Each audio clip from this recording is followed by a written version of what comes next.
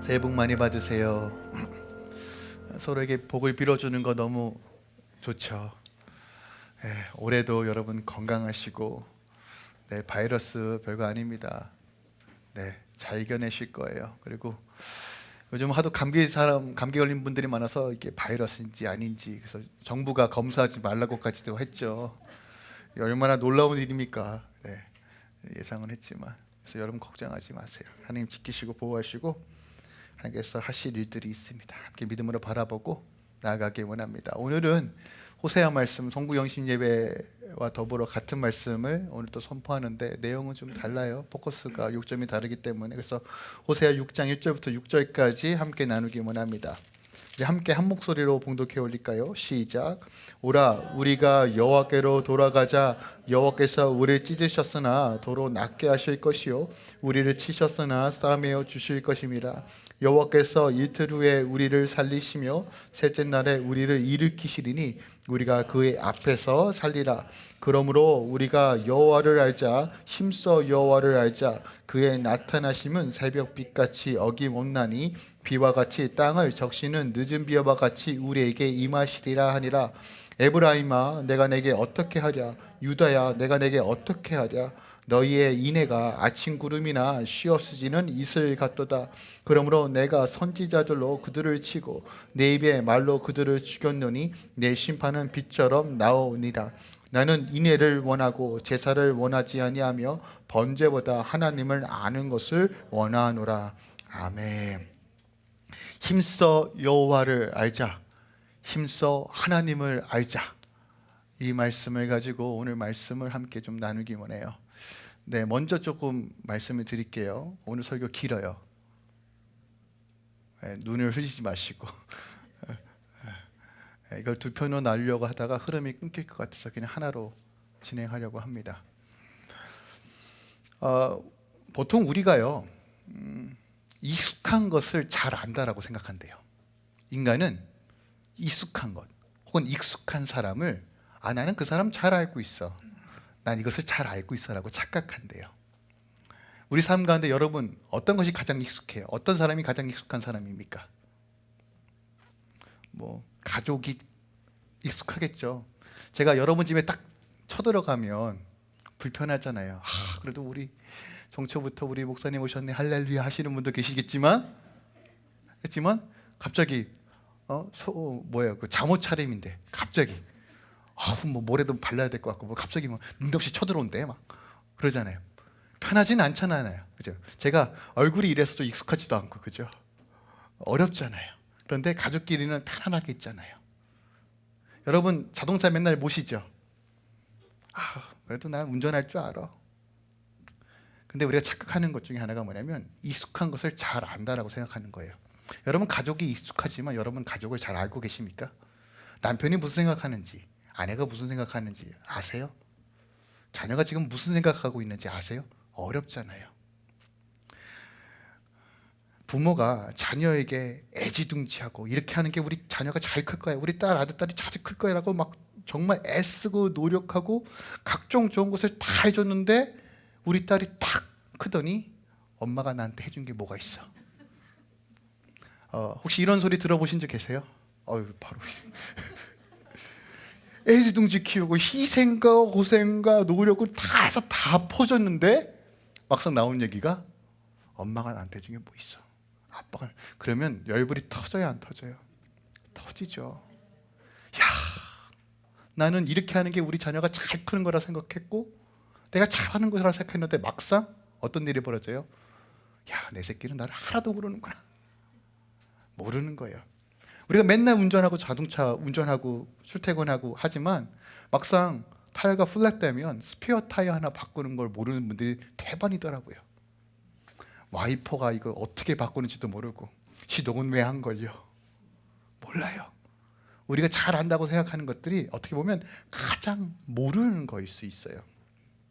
사람도요, 이렇게 익숙함이 당연한 것이 아니고 모르는 것과 투성인데 하물며 보이지도 않고 만지지도 않는 하나님을 안다라고 얘기하는 건 어떤 의미가 있을까요?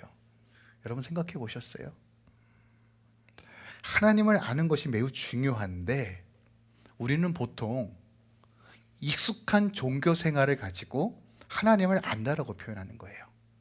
내가 교회 나와, 내가 11조 해, 내가 말씀도 봐, 내가 불신자보다 그래도 목사님 설교 들으려고 1시간 동안은 앉아 있어, 내가 이런 직분도 있어, 이런 것들을 가지고 나는 하나님을 안다라고 착각한다는 거예요. 우리가 그런 존재라는 거예요. 그런데 막상 뭐라고요? 우리는 하나님을 너무 모른다는 것이에요. 예수님과 가장 많은 대립을 이루었던 부류가 있어요. 바로 바리새인입니다. 바리새인은 누구보다도 하나님 말씀에 정통했던 사람이에요. 누구보다도 하나님을 사랑한다고 고백했던 사람이에요. 부활도 믿었고 메시아도 믿었고 하나님의 도래를 기대했고 천국을 소망했고 무엇보다도 말씀을 가르치고 양육하던 자들이었어요. 바리새인들 자기네들 스스로도 우리는 하나님을 잘 알고 있어라고 외쳤고, 심지어 유대인들도 바리새인들을 보면서 그래, 저 사람들은 경건한 사람이야, 저 사람들은 하나님을 잘 알고 있는 사람이야 라고 생각했어요. 그런데 예수님과 바리새인들이 가장 많은 대립을 합니다. 그리고 상상순에도 보면 예수님께서 바리새인들 향해 뭐라고 말씀하십니까? 외식하는 자들이요. 심지어 성전을 엎으면서 독사의 자식이라고까지 얘기합니다. 그리고 주님께서 뭐라고 말씀하십니까? 너희가 바리새인보다 더 낫지 않으면, 의가 낫지 않으면 뭐라고 말합니까? 천국에 들어갈 수 없다라고 말해요. 이게 무슨 말씀인지 좀 이해가 되십니까? 마태복음 23장에 봐도라도 바리새인이 어떤 유형인지 주님께서 구구절절 설명하세요. 그러면서 23장의 요약이 뭔지 아십니까? 너희는 바리새인처럼 되지 말라는 거예요. 누구보다도 하나님을 잘 알고 있다라고 생각했던 그 부류, 주님은 그들처럼 되지 마라. 그럼 어떻게 된다? 하나님 나라 못 들어간다, 망한다는 것이에요. 호세아서는 무슨 말씀을 하고 있습니까? 이 백성이 하나님을 아는 지식이 없어 망한다는 거예요. 하나님을 몰라서 망한다는 거예요. 이 메시지는 동일하게 우리에게도 선포되는 말씀입니다. 제가 2022년을 송구연신 예배 때 이렇게 선포했어요. 올해는 하나님께서 회복이 시작되는 해라고 말씀드렸어요. 하나님께서 분명하게 올해는 다양한 방식으로 주를 믿는, 온전하게 주님을 알고 주님께 돌이키는 자들에게 회복을 허락하시고 시작하시는 해가 될 겁니다. 근데 제가 다 놓고 얘기 드립니다. 올해가 아마도 전 세계적으로 가장 많은 이슈와 풍파와 어려움과 정치적 문화 이슈로 케이오스 같은 해가 될 거예요. 한국뿐만이 아니라 이 캐나다도요. 이제는 그전까지 어떻게 저렇게 막 수습했던 것들이 이제 한꺼번에 터지는 해가 될 겁니다. 근데 저는 회복이라고 선언합니다. 왜 그럴까요? 이때가 가장 하나님께서 하나님 되심이 분명하게 보이는 해가 될 거라서 그래요. 그리고 하나님은 하나님의 얼굴을 구하고 돌이키며 하나님을 아는 자들의 삶을 회복시키심으로써 당신이 누구신지를 계시하실 것입니다. 그것이 2022년이 될 것입니다. 그러니까 우리가 이것을 기억하고 오늘 이 말씀을 다시 한번 여러분 삶 가운데 새겼으면 좋겠어요. 이 말씀 붙들고 우리가 2022년 살아가야 한다는 것이에요. 돌이키고 하나님을 아는 삶이 무엇인지를 바라봐야 돼요. 오늘 호세아서에서 무엇이 죄라고 말하냐면 하나님을 모르는 것, 즉 무지함이 죄라고 말하는 거예요. 안다라고 착각하고 마음대로 신앙생활했던 그들을 향해 너희들 망한다. 그리고 호세아서가 활동하던 시기와 30년 후에 BC 722년에 아수르에 의해서 북이스라엘은 완전히 초토화되고 망해버립니다. 당시 이스라엘 백성들은 정치, 경제, 문화적으로 안정되어 있었어요. 먹고 살만 했습니다. 그래서 심판의 메시지를 듣고 됐어, 우리 하나님 잘 알고 있어, 이 정도면 됐지라고 생각했다는 거예요. 바리새인도 마찬가지였어요. 우리 잘 알고 있어, 하나님 누구보다 잘 알고 있어. 근데 막상 하나님의 아들 예수를 못 알아봐요. 아직도 유대인들은 예수를 부인합니다. 부정합니다. 물론 메시아닉 주라고 유대인 중에서도 예수를 믿는 그룹들이 있지만 여전히 많은 유대인들이 예수를 부정해요. 우리가 오늘 이 말씀을 좀 분명하고 또한 하나님께서 우리에게 주시는 말씀의 약속으로 붙들며 우리의 삶의 방향을 어떻게 설정해야 되는지를 분명하게 보기 원합니다. 교회에 온다고 설교 듣는 것이 익숙하다고 종교 생활에 익숙하다고 하나님을 아는 것이 아니에요. 많은 성경 구절을 알고 있다고 하나님을 아는 것이 아니라고요. 오늘 말씀을 통해서 제가 분명히 말씀을 드리도록 하겠습니다. 우리는 새 부대로 살아가야 될 존재입니다. 이전 것은 지나갔으니 보라 새 것이 되었다. 그렇다면 새 부대적 삶은 하나님을 알아가는 삶입니다. 그러니까 이것이 어떤 의미가 있고 어떻게 구현되는지를 오늘 말씀을 통해서 풀어보도록 하겠습니다. 호세아서 4장 1절입니다. 하나님께서 이렇게 경고하세요. 이스라엘 자손들아 여호와의 말씀을 들으라요. 들으라. 그러니까 우리가 먼저 하나님께로 돌이키고 하나님을 알기 위해서는 들어야 돼요. 그러니까 듣는다는 건 뭐예요? 겸손히 청중하고 다시 한번 내가 기존에 알고 있었던 것을 리셋을 시키고 하나님 앞에 나아가는 거예요. 그래서 저는 가감하게 여러분들에게 좀 어떤 것을 좀 권면해 주고 싶냐면 지금까지 여러분들이 알고 있었던 하나님을 아는 방식을 그래도 한번 리셋을 시키고 다시 새롭게 시작하는 시간이 됐으면 합니다.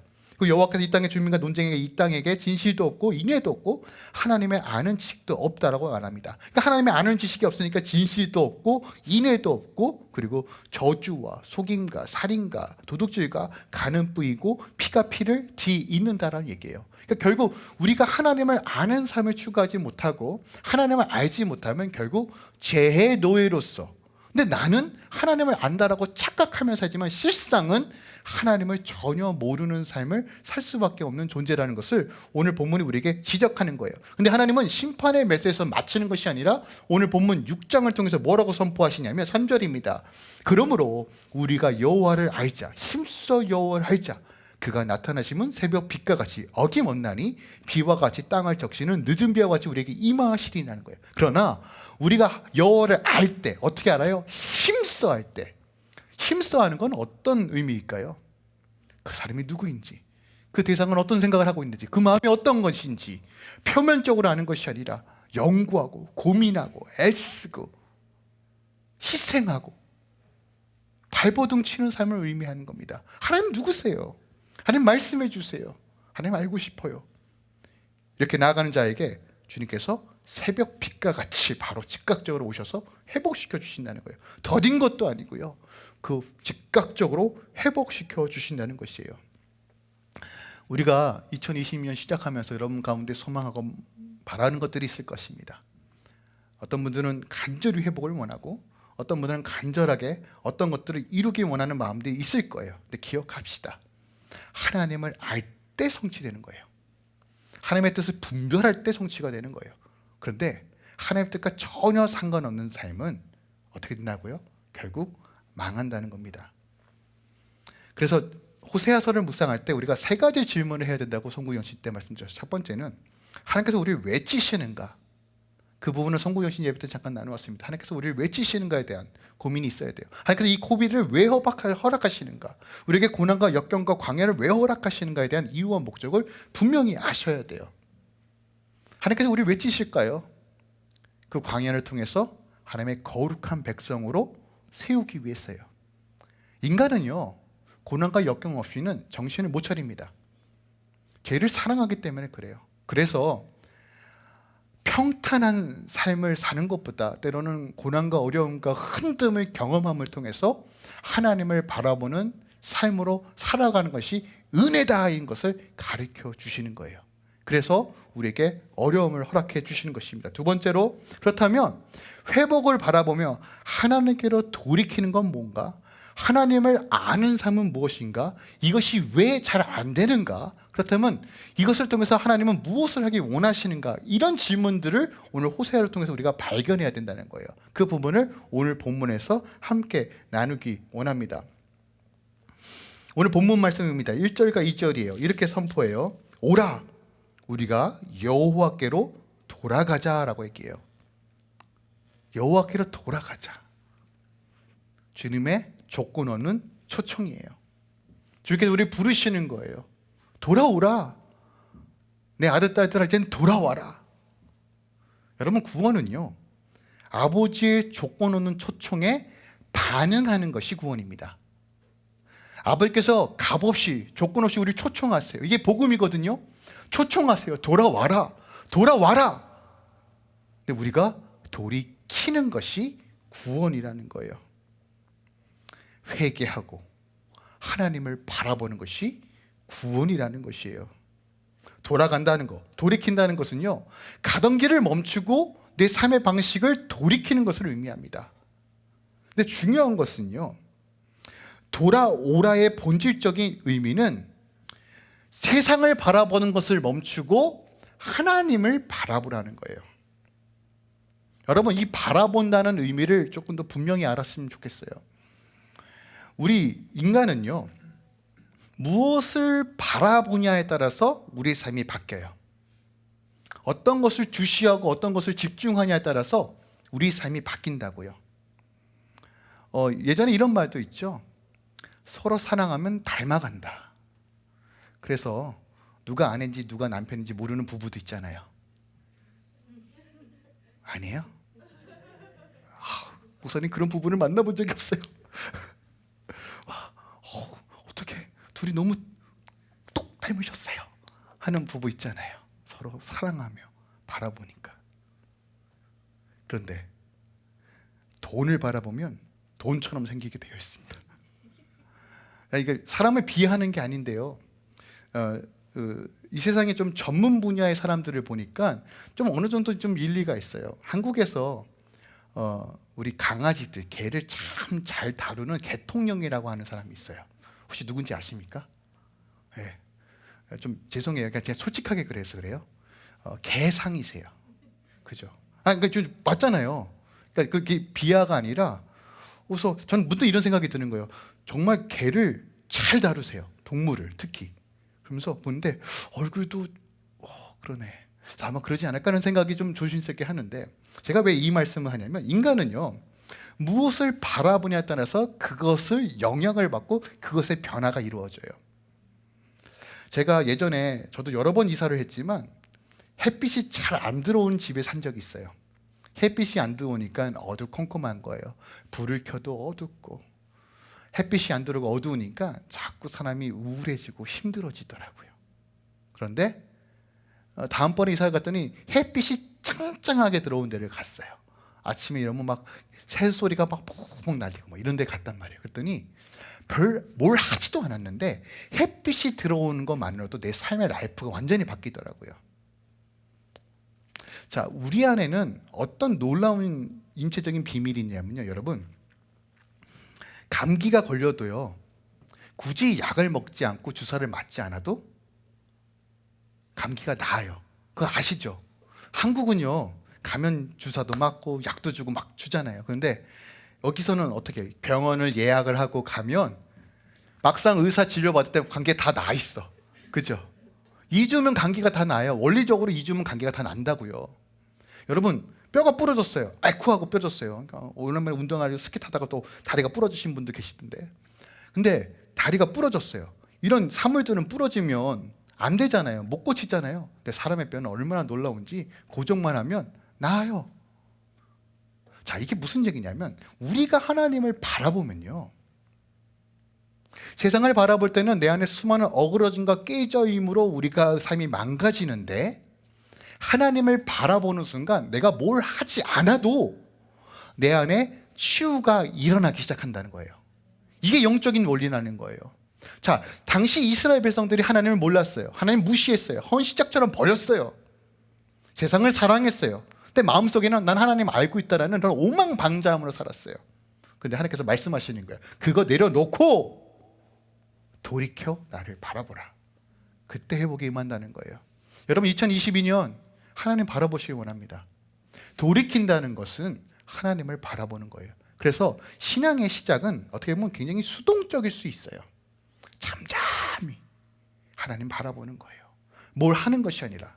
하나님, 내가 이렇게 교회에 헌신하면 하나님께서 날 치유해 주시겠지, 이렇게 많은 헌금을 내면 하나님께 치료해 주시겠지. 아니에요. 그 어떤 거로도 하나님과 가까워지고 할 수 있는 방법은 없어요. 신앙의 시작은 하나님을 바라보는 것이에요. 하나님을 바라보자라는 얘기 유기성 목사님이 가장 많이 하는 말이에요. 그죠? 그 요즘 또 복음주의적으로 활동하시는 많은 목회자분들이 가장 강조하는 건 뭐예요? 우리 하나님 바라봅시다예요. 이게 그냥 막연하게 뜬구름처럼 바라보는 얘기가 아니라 세상을 바라보고, 세상을 바라봤더니 염려와 걱정과 근심으로 사는 삶이 아니라 그래도 주의 십자가 바라보고 예수를 바라보자, 온전케 하시고 새롭게 하시는 예수를 바라보자. 그런데 내가 뭘 한 게 아니라 바라만 봐도 그 창조의 빛이 내 안에 우와, 치유와 회복이 일어난다는 거예요. 우리의 가정이 하나님을 바라보면, 돌이키면 하나님께서 회복해 주신다는 거예요. 이게 영적인 원리라는 거예요. 호세아가 그걸 선포하는 거예요. 바라보는 삶이 바로 예배적 삶이라고 성경은 우리에게 가르쳐주고 있어요. 우리는 무엇을 하는 자가 아니라 예배자가 돼야 됩니다. 하나님만 바라보는 자. 그래서 예배는요, 이게 막 워십팀도 하고 말씀도 전하고 이것도 예배라고 볼 수 있지만 이건 예배의 형태고요. 예배의 본질은 하나님을 바라보는 거예요. 여러분 아침에 일어나셨든 밥을 먹든 직장에 가든 운전을 하든 주님을 바라보세요. 주님을 생각하세요. 주님을 묵상하세요. 아버지, 당신의 빛이 내 안에 임할 것을 선언합니다. 오늘도 당신의 빛으로, 그 복음의 능력으로 나를 덮으소서.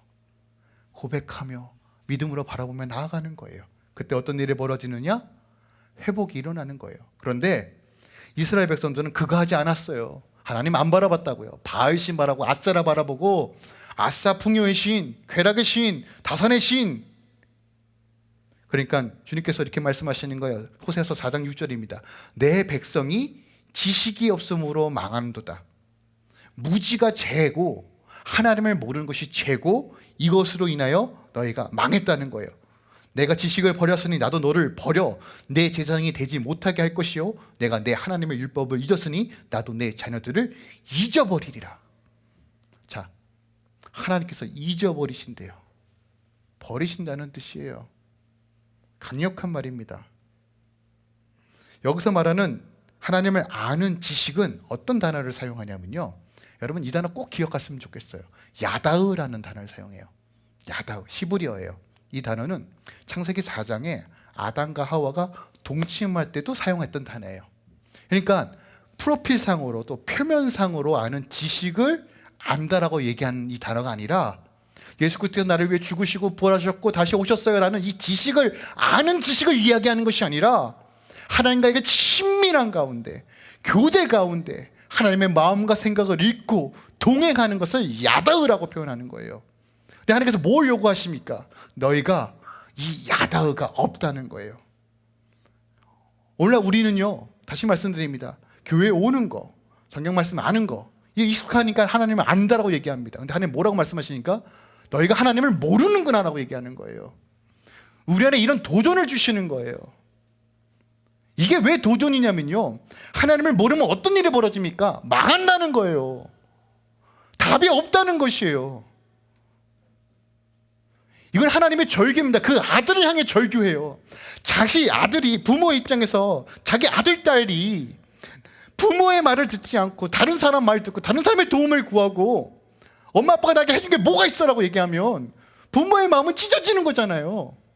그런데 부모가 아이를 포기합니까? 아니죠.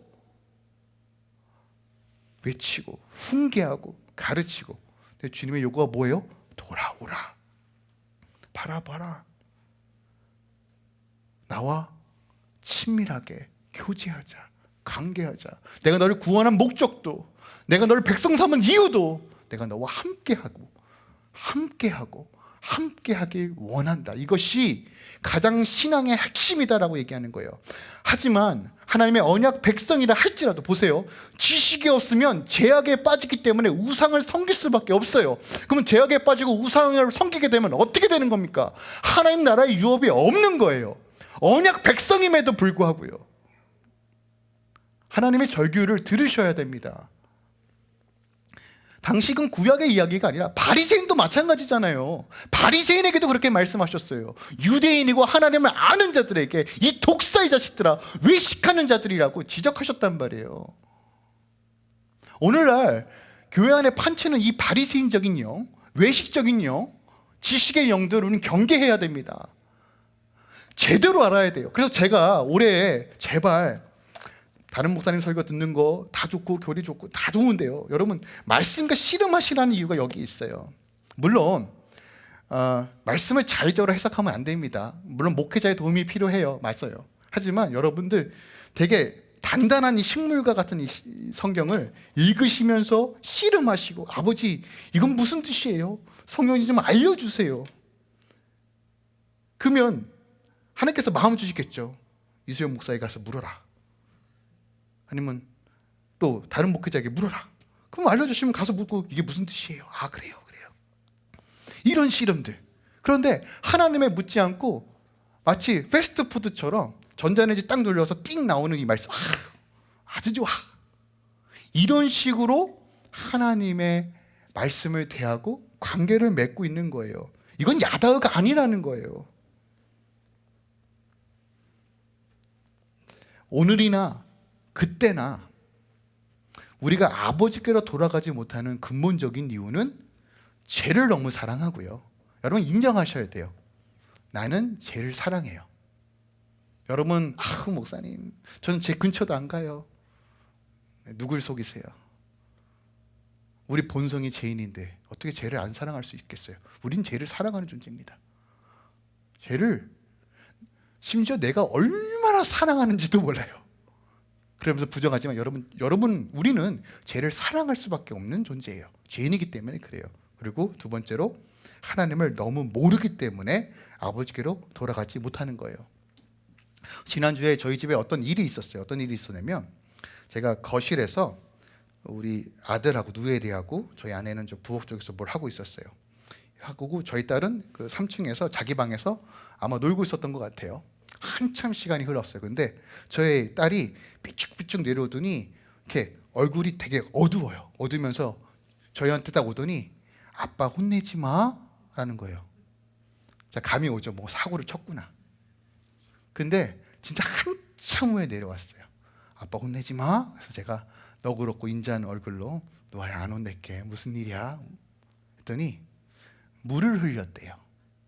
그래서 물을 흘릴 게 없는데, 그래서 아마도 욕조에서 물을 흘렸나? 혹은 뭐 했나? 전 이런 생각을 좀 했어요. 그래서 어디 보자 했더니 저희 딸 방에 가습기가 있는데 그 2리터짜리 물이 들어가는 건데 그걸 쏟은 거예요. 그러니까 물이 한 바가지가 완전히 바닥에 쓸렸어요. 근데 혼날까 봐 자기가 또 화장실에서 수건을 갖다 와서 했는데 수습이 안 되니까 온 거예요. 처음부터 저희 딸이 이렇게 거짓말 안 하고 솔직하게 얘기한 건 아니에요. 처음에 저희 아이도 오면 거짓말부터 했어요. 안 했다고, 숨기고. 왜 아이들이 거짓말하고 숨길까요? 혼날 것만 생각해서 그래요. 그죠? 우리 엄마 아빠가 소리 지르고 혼낼 거야. 아이는 부모가 이 혼낸 후에 무엇을 가르쳐 주고 싶어 하는지를 이해하지 못하고 받아들이지도 않아요. 아이는 그냥 혼나는 게 무서울 뿐이에요. 창세기에 보면 아담과 하와가 범죄한 후에 가장 먼저 한 행동이 뭡니까? 숨는 거예요. 우리는 그래요. 하나님께 돌이키지 못하는 이유는 우리가 하나님을 몰라요. 그 야단 후에 있을 하나님의 사랑의 메시지와 훈계는 1도 관심 없어요. 그래서 돌이키지 않는 것이에요. 그럼에도 불구하고 우리가 이 두려움 때문에 혼날 것을 두려워하는 것이 아니라 솔직하게 하나님 앞에 나아갈 때 어떤 일이 벌어져요? 위로와 성장이 이루어지는 거예요. 하나님 그걸 원하시는 거예요. 오늘날 우리가요, 하나님 이렇게 대합니다. 오늘날 코비드로 인하여 온라인 예배가 너무 일반화되어 있고 오랫동안 예배를 드리지 못하고 또 떨어져 계신 분들도 계세요. 그분들이 무슨 이야기 했냐면 하나님 저 버렸으니까 이제 상관하지 마세요 라고 말씀하신 분도 계세요. 왜 본인 스스로가 버려진 자식이라고 얘기하냐고요. 하나님을 몰라서 그래요. 하나님 너무 몰라요. 우린 너무 하나님을 모릅니다. 내 뜻대로 내 마음대로 하나님을 정해버리고 하나님은 이런 분이야, 내가 익숙한 방식으로 하나님을 해석해요. 오늘 이 본문 말씀을 들으세요. 하나님은요, 우리를 아시죠. 그리고 하나님은 우리에게 요청하시는 건 너희가 나를 정말 알기 원한다. 내가 너를 얼마나 사랑하는지를 좀 알기 원한다. 그의 자녀를 돌이키기 위해 심판과 경고라는 고통스러운 선택을 하면서까지 우리를 사랑하시는 아버지의 마음을 제발 좀 알아달라고 하시는 거예요.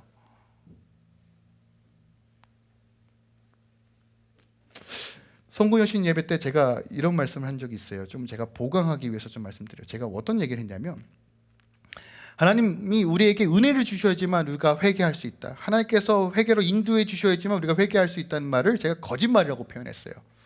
제가 좀 보강할게요. 왜냐하면 보강하지 않으면 오해의 소지가 있어서 그래요. 하나님께서 우리에게 은혜를 주셔야 되는 거 맞아요. 하나님께서 우리의 은혜의 자로 인도하시고 성령께서 우리를 회개할 수 있도록 인도해 주시는 거 맞습니다. 그런데 중요한 것은요, 이미 우리 안에 하나님의 사랑과 은혜가 넘쳐납니다. 그런데 우리의 영적인 눈이 어둡고 우리가 강팍하고 우리가 하나님을 알려고 하지 않으면서 내 안에 내가 문제가 있는데 하나님 탓을 해요. 하나님께서 나를 인도해 주시지 않기 때문에, 하나님께서 나를 회개로 인도해 주시지 않기 때문에 내가 회개하지 않는다, 내가 깨닫지 못한다라고 핑계를 댄다는 거예요. 아니요, 회개는 우리가 하는 것입니다. 내 육체를 쳐 주님께 복종시키는 겁니다. 하나님 나를 불쌍히 여겨, 내가 하나님을 알게 하겠다고 힘써 하나님을 알게 해달라고 하나님 옷자락으로 붙잡고 나아가는 것이에요. 내 무지함을 인정하고 나를 쳐 주님께 복종하며 가슴을 찢고 전심으로 하나님의 얼굴을 구하고 결단하며 나아가는 것은 내가 해야 되는 일이라는 거예요. 오늘 하나님께서 그것을 우리에게 요구하시는 거예요. 하나님을 바라보라는 건 그런 것을 의미하는 것입니다. 그런데 우리는 그렇게 하지 않아요. 오늘 아버지께서 우리에게 절규하시는 거예요. 돌아오라, 제발 돌아오라. 돌아오면 내가 즉각적으로 치유할 것이다, 회복할 것이라고 약속하십니다. 이 약속을 좀 붙들었으면 좋겠어요. 2절에 보니까 보세요. 이틀 후에 우리를 살리시며 셋째 후에 우리를 일으키시리라. 이 말씀은 제가 다양한 각도로 말씀드렸는데, 첫 번째로 3일 만에 부활하신 예수님을 예표하는 말씀이기도 하지만 출애굽기 19장 말씀을 인용한, 그것을 보여주는 말씀이라고 말씀드렸어요. 19장에 시내산에서요, 하나님의 계명을 받기 전에 하나님께서 이스라엘 백성에게 요구하십니다. 너희가 이틀 동안 정결하게 하고 성결하게 하고 옷을 빨고 셋째 날에 내가 너희 앞에 강림할 것이다 라는 얘기예요. 자, 이 말은 무슨 얘기냐? 하나님을 바라보는 삶은, 하나님을 아는 삶은 내가 늘 하나님 앞에서 살고 있다는 것을 인지하는 삶이에요.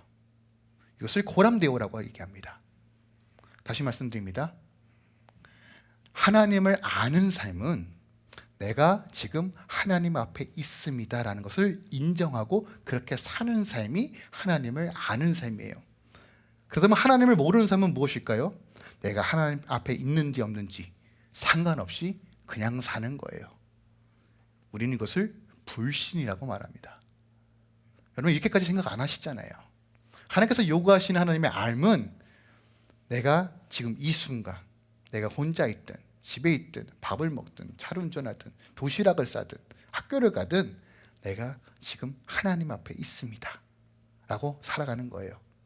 그런데 우리는 이런 하나님을, 하나님 나 또 간섭하시네, 하나님 뭘 자꾸 이렇게 보시려고 하시나, 좀 하나님 프라이버시 모르세요? 좀 개인적인 시간, 이렇게 계속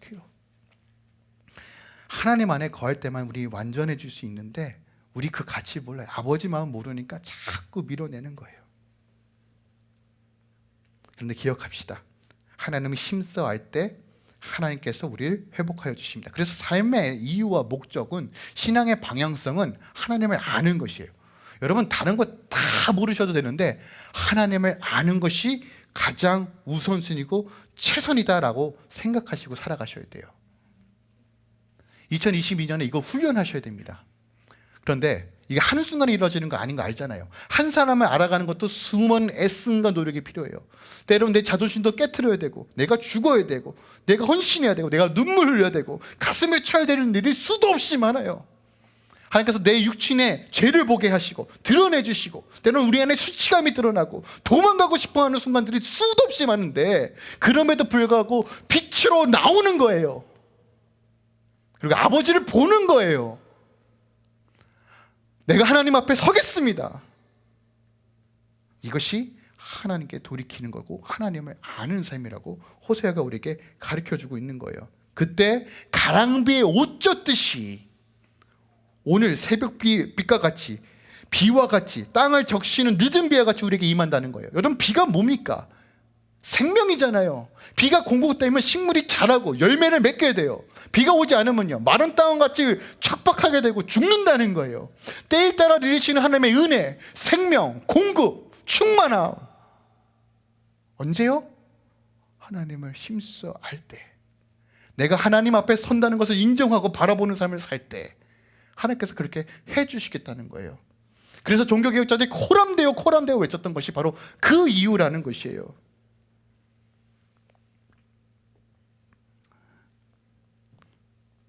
그러나 4절에 보세요. 이들이 어떻게 사랑했는지 4절에 이렇게 써져 있습니다. 에브라임아, 에브라임은 이스라엘 뜻해요. 내가 내게 어떻게 하랴? 유다야, 남유다 뜻하죠. 내가 내게 어떻게 하랴? 너의 인애가 아침 구름이나 쉬 없어지는 이슬과 같도다. 여기서 인애는 우리가 익히 알고 있는 이 단어의 근원은 헤세드예요. 헤세드는 힘이 있는 자가 힘 없는 자에게 그렇게 하지 않아도 되지만 언약적 충성을 맹세하여 조건 없이 신실하게 사랑하는 사랑을 허세드라고 합니다. 그러니까 힘 있는 자가 약자에게 그렇게 하지 않아도 되는데 의무감으로 언약적으로 조건 없이 최선을 다해서 끝까지 사랑하는 사랑이 바로 헤세드예요. 하나님께서 우리 그렇게 사랑하신다는 거예요. 그런데 오늘 보세요. 주님께서 우리에게 이 헤세드, 이 인애를 원하는데 우리가 어떤 방식으로 하나님을 사랑하냐면, 보세요. 아침 이슬과 같이 사라지는, 아침 구름이 쉬 없어지고 이슬과 같이 사라지는 거예요. 해가 뜨면요, 안개가 사라지고 풀밭에 묻었던 이슬이 마르죠. 그와 같이 그냥 어떻게 해요? 캐주얼적으로, 천박하게, 자기중심적으로, 내중심적으로 하나님 이렇게 하는 게 하나님 사랑, 이 정도면 받으셔야죠. 오망방자하게 그렇게 하나님을 대한다는 거예요. 근데 중요한 것은 보세요. 하나님께서 이 인애를 우리에게 요구하시는 거예요. 자, 하나님께서 우리에게 조건 없이 사랑하셨습니다. 그러면 우리도 조건 없이 정말 하나님을 아는 삶으로서 하나님을 사랑해야 돼요. 근데 하나 더 가야 되죠. 어떤 겁니까? 우리가 받은 그 사랑을 내 가족과 내 이웃에게 흘려보내는 거예요. 이것이 하나님께서 주신 계명이죠. 하나님을 사랑하고 내 이웃을 사랑하는 것. 이것이 바로 하나님께서 우리에게 요구하시는 인애예요. 근데 당시 이스라엘 백성들은요, 하나님도 헌시짝처럼 버렸고 이웃은요, 이용해 먹기 딱 좋았죠. 바리새인은 어떻나요? 내가 하나님을 사랑한다고 했지만 하나님은 전혀 모르는 삶을 살았고 말씀으로 남을 정죄하기 바빴단 말이에요. 사랑한다고 얘기하면서 사랑하네 라고 하면서 본인들은 사랑하지 않고 정죄하고 판단했어요. 근데 이것이 오늘날 우리의 모습이라는 거예요. 무슨 말입니까? 너희가 하나님의 사랑이 있고 그 사랑이 무엇인지 안다면 사랑을 행하라. 그런데 네 남편과 네 아내도 사랑하지 못하면서, 교우도 사랑하지 못하면서, 조건 없이 사랑하지 못하면서 어떻게 하나님을 안다라고 얘기하냐라고 우리 지적하시는 거예요. 여러분 기억하세요. 이런 거 있잖아요. 우리가 살아가면서 이런 일들이 있어요. 뭔가 죄진 게 있어서 그 관계를 조금 더 잘 만들어 보려고 선물을 사주는 경우가 있어요.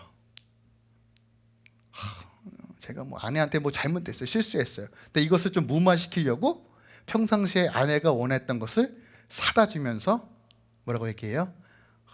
우리 잘해보자, 이렇게 선물하는 것과 관계 안에서 충만한 그 은혜가 흘러가는 가운데서 내가 우리 남편을 너무너무너무 사랑하기 때문에 조건 없이 해줘야지 하는 이 선물과 같은 선물인데 질적으로 완전히 다르잖아요, 그죠?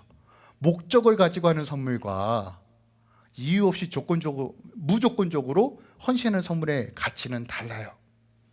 자, 하나님께서 요구하시는 건 무엇일까요? 바로 이런 거예요. 근데 이런 게 한순간에 이루어집니까? 안 돼요. 그래서 하나님을 바라봐야 되는 거예요. 그리고 내가 늘 하나님 앞에서 살고 있다는 것을 인지하고 살아가야 되는 거예요. 이것이 바로 하나님을 알아가는 삶이라는 거예요. 근데 우리가 우리 스스로 이것을 깨달을 수 있나요? 못해요. 그래서 5절에 보세요. 주님께서 이렇게 말씀하시는 거예요. 그러므로 내가 선지자들로 그들을 치고 내 입의 말로 그들을 죽였노니 내 심판은 빛처럼 나오네. 무슨 말입니까? 하나님께서 보내신 선지자를 통해서 계속 끊임없이 이거 말씀하셨다는 거예요. 정신 차려, 돌이켜, 그렇게 하면 망해. 그러면 지금 오늘날 이 역할 누가 할까요? 목회자가 하는 거예요. 그래서 실제적으로 여러분 교회에 와서 설교 들으면 불편해야 돼요. 찔림이 있어야 돼요. 물론 오늘날 우리 교회가 은혜도 있고 하나님께서 위로하신 것 터치도 있어야 된다고 생각합니다. 하지만 본질적으로 설교 들을 때 찔림이 있으셔야 돼요. 찔림이 없다? 제가 잘못한 거예요.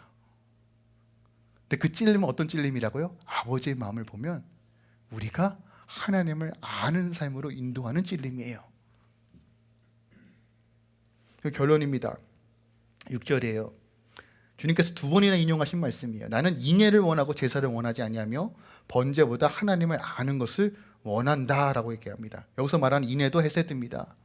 하나님께서 헤세드를 원한대요. 그런데 뭐보다 더 원한다고요? 번제보다요. 여러분, 번제가 뭔지 아십니까? 활활활 다 태우는 거예요. 자기 전 재산 다 주님께 드리는 거예요. 이것보다 믿음 있는 행동이 뭐가 있습니까? 이것보다 더 주님 사랑하는구나 라고 확실하게 얘기할 수 있는 행동이 뭐가 있어요? 그런데 주님 뭐라고 말씀하십니까? 너가 말씀에 순종하지 않고 그 사랑과 인애를 풀어내지 않으면서도 나를 사랑한다고 말하는 그 거짓된 행동을 행하면서 번제를 드린다? 내가 안 받겠다는 거예요. 정신이 좀 드십니까? 그런데 약속하시잖아요. 너희가 하나님을 힘써할 때 내가 회복시켜 줄 것이다. 내가 찢기고 상처받아도 내가 싸매어 줄 것이다. 내가 일으켜 세워줄 것이다. 여러분, 어디에 소망이 있습니까? 다른 데 소망 두지 맙시다. 다른 데 소망 두지 맙시다. 우리 제발 2022년 하나님께서 반드시 회복하는 해라고 제가 말씀드렸어요. 그런데 우리가 하나님이 아니라 다른 것, 세상을 닮아가고 세상을 알려고 하고 세상에 주목했을 때 우리는 답이 없습니다. 그런데 유일한 소망이 우리 하나님이십니다. 그럼 하나님을 바라본다는 건 궁극적으로 예수를 바라보라는 거예요. 요한복음 14장 9절에 보니까 주님께서 이렇게 말씀하세요. 빌립이 물어요. 선생님, 우리에게 아버지를 보여주세요 라고 얘기해요. 근데 주님께서 뭐라고 말씀하시냐면 나를 본 자가 아버지를 본다라고 말합니다. 그 어느 때보다도 우리가 주님을 바라보아야 할 때입니다. 절망의 그늘에 회복을 꿈꾸며 소망을 노래할 수 있는 본질적인 이유는 주님이 우리와 함께 하시고 내가 예수를 바라볼 때만 가능한 일입니다. 이 단계까지 가는 것이 쉽지 않습니다. 우리가 말씀을 들어야 돼요. 말씀을 들으면 우리 안에 이것이 성숙의 단계로 나아갑니다. 그럼 성숙의 단계로 나아가면서 이게 진짜 하나님을 아는구나 라는 그 친밀한 단계로 나아가요. 근데 이 친밀한 단계에서 결국 전적인 순종의 단계까지 가야 됩니다. 어떤 순종이요? 하나님 다 내어드려도 아깝지 않구나. 여러분, 이게 억지로 되는 것이 아니라 자발적인 마음이 생겨요. 이 복을 누리셔야 돼요. 예수 믿으면 우리의 성품이 바뀌는 거예요. 예수 믿으면 내 기질이 바뀌는 거예요. 예수 믿으면 내가 할 수 없는 것들을 하게 되는 거예요. 내가 변하고 내가 복을 누리는 삶이 결국 예수님께서 상상순에 선포하셨던 팔복에 대한 이야기예요. 하나님은 이걸 주시기 원하시는 거예요. 언제요? 하나님 바라보고 하나님 힘써 알려고 나갈 때. 그런데 기억합시다. 하나님을 모르면 망합니다. 바리새인처럼 살면 망합니다. 다시 한번 리셋합시다. 여러분, 전심으로 하나님 찾으시다. 예수 그리스도의 얼굴을 바라봅시다. 하나님께서 우리 삶 가운데 일하여 주시고 회복하여 주실 것입니다. 할렐루야.